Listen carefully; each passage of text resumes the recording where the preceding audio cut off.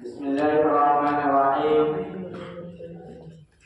नहमदुहु व नसल्ली अला रसूलिहिल करीम फ़क़द क़ाल अल्लाहु तबारक व तआला फ़िल क़ुरआनिल मजीद वल फ़ुरक़ानिल हमीद अऊज़ु बिल्लाहि मिनश शैतानिर रजीम बिस्मिल्लाहिर्रहमानिर्रहीम बंद करेगा यार। इन्नल्लाह ला युग़य्यिरु मा बिक़ौमिन हत्ता युग़य्यिरु मा बिअन्फुसिहिम सल्लल्लाहु अलैहि वसल्लम। दिल से निकलेगी ना मरकर भी वतन की उल्फत, दिल से निकलेगी मरकर भी वतन की उल्फत, मेरी मिट्टी से भी खुशबू वफा आएगी। दानिश्वरान क़ौमियत, असातिज़ा इकराम और आदिल साथियों, आज के इस मजमे में मेरा मौजूद 26 जनवरी यौम जमहूरिया है। आज के रोज आप हिंदुस्तान के जिस कोने में, जिस गली और कूचे में चले जाए, खाओ शहर हो या देहात, गाँव हो या कस्बा, हर जगह हर दिन 26 जनवरी यानी यौम जमहूरिया के नाम में सुनाई देंगे। कहीं से शहीदान वतन के दाल तहसीन की आवाजें आएगी तो कहीं से यौम जमहूरिया की खुसूसियात के नामे सुनाई देंगे। किसी जानिब से जमहूरियत से खून पर मातम करने की सदा सुनाई देगी तो किसी जानिब जमहूरियत के फवाइद व फवाइद और मदहोश कर देने वाले और असल नगमों की गुनगुनाहट सुनाई देगी। मोहतरम साहब, अब आपके दिल में ये सवाल पैदा होता होगा और ये ख्याल गर्दिश कर रहा होगा कि आखिर जमहूरियत किस चीज का नाम है और यौम जमहूरिया क्या है और यौम जमहूरिया का जश्न आज ही के दिन यानी 26 जनवरी ही को क्यों मनाया जाता है। मोहतरम हज़रात, मैं उन्हीं सवालात के जवाब और ख्यालात को दफा करने के लिए स्टेज पर विराजमान हुआ हूँ। आज से कुछ सालों पहले हमारा प्यारा मुल्क हिंदुस्तान तन के गोरे और मन के काले यानी अंग्रेज का गुलाम था। पूरे मुल्क में अंग्रेजी निजाम चलता था। अंग्रेजी पार्लियामेंट ने 1935 में एक दस्तूरनामा तैयार किया और पूरे मुल्क में उसको नाफिज कर दिया। उसी दस्तूर के मुताबिक आजादी हिंद तक अमन दरामद होता रहा। लेकिन जब हमारा प्यारा मुल्क 1947 में अंग्रेज राज के नीचे से आजाद हुआ और हमारे बुजुर्गों की काफी तकमील हुई और मुजाहिदीन वतन के बहने वाले कौम की अहवालात लड़ाई कभी उनका आजाद मुल्कों में शुमार किया जाने लगा और वो कवानीन जो अब तक चले आ रहे थे वो चूंकि हिंदुस्तान मुखालिफ थे और उस पर अमल दरामद होना एक हिंदुस्तानी के लिए नामुमकिन और बात जिल्लत था। इसलिए जरूरत पड़ी इस बात की कि कुछ ऐसे कवानीन बनाए जाए जो एक हिंदुस्तानी के लिए मुमकिन अमल और वाजिब इत्ताअत हो। चुनांचे जरूरत की तकमील के लिए पार्लियामेंटी इंतखाब कराया गया और उसमें पार्लियामेंटी इंतखाब में तकरीबन 4.25 अरकान पार्लियामेंट मुंतखब किए गए, जिनमें से तकरीबन 35 मेंबरान पार्लियामेंट मुसलमान थे और 4.25 अरकान में इंसानी और अवामीन के लिए 13 कमेटियां तश्कील दी। उन 13 कमेटियों ने अपने अपने मसौदात तैयार किए।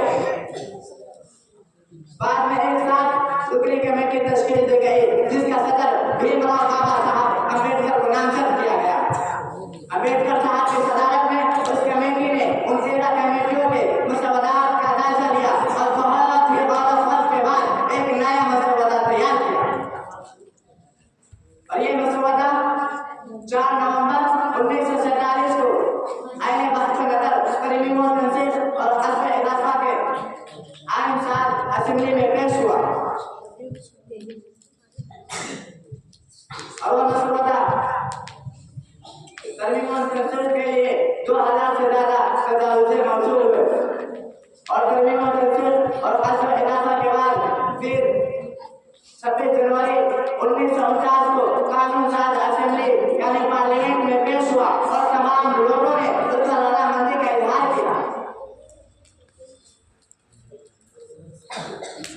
तमाम लोगों ने उसका रजामंदी का इजहार किया, लेकिन ये दस्तूर अभी नाफिज नहीं हुआ था। 26 जनवरी 1950 को फिर एक मरतबा इजलास का इनेकाद हुआ, तो इस दस्तूर से तमाम अरकान पार्लियामेंट ने इस दस्तूर से इत्मीनान हासिल करते हुए दस्तखत किए और 26 जनवरी 1950 को इस दस्तूर का नफाज करते हुए ये ऐलान कर दिया गया कि अब मुल्क में ये दस्तूर चलेगा और मुल्क के हर बाशिंदा को इस दस्तूर की पाबंदी करनी होगी।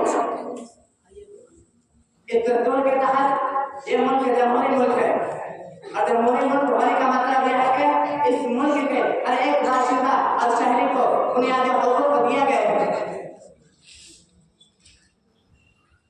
हर शख्स को इस मुल्क में हर शख्स को अपने मजहब और रस्म रिवाज के मुताबिक जिंदगी गुजारने की मुकम्मल आज़ादी है। इस मुल्क में रहने और खाने पीने की मुकम्मल आज़ादी है। इस मुल्क के हर बाशिंदे 26 जनवरी को यौम जमहूरिया के तौर पर मनाते हैं। हज़रत साहब ने कहा, दुनिया के तमाम जमहूरी मुल्कों में से सबसे बड़ा जमहूरी मुल्क हिंदुस्तान का है। अब आपके दिल में ये सवाल, अब आपके दिल में यह ख्याल ऐसे रवा की तरह गर्दिश कर रहा होगा कि जब हमारा दस्तूर 26 नवंबर 1949 को पाया तकमील को पहुंच चुका था तो मजीद 2 महीने का इंतजार क्यों करना पड़ा? उसको समझने के लिए हमें 1930 तक वापस जाना पड़ेगा। दरअसल 26 जनवरी 1930 को कांग्रेस पार्टी ने आजादी का एक बिल बनाकर गवर्नमेंट ऑफ इंडिया के सामने पेश किया और आजादी का ऐलान कर दिया, मगर बदकिस्मती का है कि उसका यह बिल कामयाब न हो सका और आजादी का काम चकनाचूर हो गया। लेकिन कांग्रेसी हर साल 26 जनवरी को यौम आजादी के तौर पर मनाने लगे। यहाँ तक कि 1947 में जब हमारा प्यारा मुल्क आजाद हो गया तो उस वक्त चूंकि कांग्रेस पार्टी का ही जोर था, तो उस पार्टी ने बतौर यादगार के लिए दस्तूर हिंद के लिए 26 जनवरी का इंतखाब किया। इस तरह से अभी मुल्क जमहूरी मुल्क है और यहाँ के हर बाशिंदे हर 26 जनवरी को यौम जमहूरिया के तौर पर मनाते हैं। मख्तरम साहब और अजीज साथियों, मैं कलाम को मुख्तसर करते हुए एक खास बात की तरफ तवज्जो दिलाकर मैं अपनी जगह लेने की कोशिश करता हूँ। तो खास बात यह है कि जमहूरियत का हमारा 4 सुतूनों पर कायम है। नंबर 1 मुकन्निया यानी पार्लियामेंट, नंबर 2 इंतजामिया यानी गवर्नमेंट, नंबर 3 अदलिया यानी सुप्रीम कोर्ट, नंबर 4 जराए-ए-इब्लाग यानी मीडिया। जमहूरियत के क़याम और उसकी बका में ये 4 सुतून अपना अपना किरदार अदा करते हैं और हर किरदार अपनी जगह अहमियत रखता है और हर किरदार अपनी जगह अहमियत रखता है। दुनिया में जहाँ कहीं जमहूरियत है वहाँ ये 4 इदारे मुअस्सर तरीके से अपना काम अंजाम देते हैं और उनमें से जहाँ कहीं भी ये इदारा कमजोर पड़ता है वहाँ जमहूरियत कमजोर पड़ जाती है। अब हमें देखना है कि हमारा प्यारा मुल्क हिंदुस्तान इस इदारे को सही तरीके से अपना काम अंजाम दे रहा है या नहीं, सरकार अपनी जिम्मेदारी निभा रही है या नहीं, अदलिया अपना फर्ज़ मंसूबी अदा कर रहा है या नहीं, अरकान पार्लियामेंट हमारे मुल्क की तरक्की के फिक्र में है या नहीं। और आखिरी बात यह है कि मीडिया अपने मनसब का ख्याल करते हुए अपनी जिम्मेदारी निभा रहा है या नहीं, मीडिया आवाम तक सही खबर पहुंचा रहा है या नहीं। अगर ये 4 सुतून